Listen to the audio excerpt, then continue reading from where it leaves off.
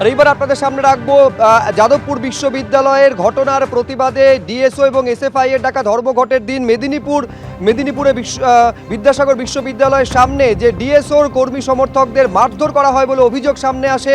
তারা অসুস্থ হয়ে পড়েছেন এবং তাদের কলকাতায় নিয়ে আসা হয়েছে বলে জানা যাচ্ছে। অর্ণব মুখোপাধ্যায় আমাদের প্রতিনিধি এই নিয়ে আরো বিস্তারিত বলতে পারবেন। অর্ণব,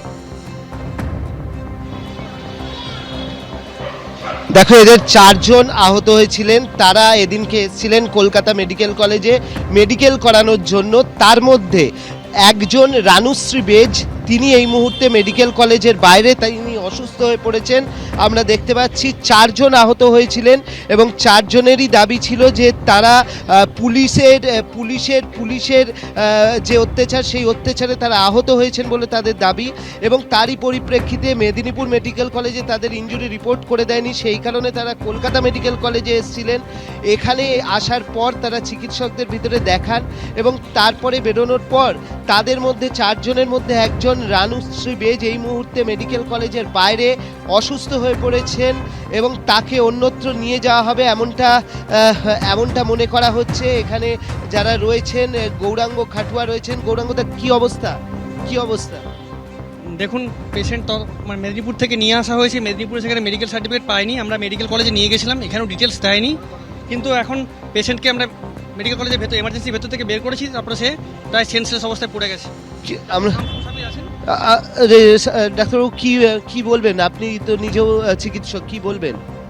যেভাবে লাস্ট 2 দিন ধরে ওদের উপরে অত্যাচার যাচ্ছে, যেভাবে এদেরকে ফিজিক্যাল অ্যাসল্ট করা হয়েছে, প্র্যাকটিক্যালি হাঁটতে পারছে না, তারপরেও মেডিকেল ইনজুরি রিপোর্ট করেনি, একটা প্রেসক্রিপশন করেছে, সেই প্রেসক্রিপশন প্র্যাকটিক্যালি কোনো মেডিকেল ডিটেল লেখাই নেই। একেবারে যে অভিযোগ করা হয়েছে, আজকে একেবারে সাংবাদিক বৈঠক করে ডিএসওর তরফে পুলিশের বিরুদ্ধে বর্বরতার অভিযোগ করা হয়েছে। পাল্টা পুলিশের বক্তব্য আপনাদের সামনে রাখবো। এসপি কি বলেছেন শুনুন। এরকম ঘটনার কোনো অবকাশই নেই। এর কারণ সেখানে সাফিসিয়েন্ট সিনিয়র অফিসার ওখানে উপস্থিত ছিল। আমাদের মহিলা থানাতেই সেই মহিলা যারা স্টুডেন্টস পড়ুয়া ছিল তাদেরকে রাখা হয়েছিল।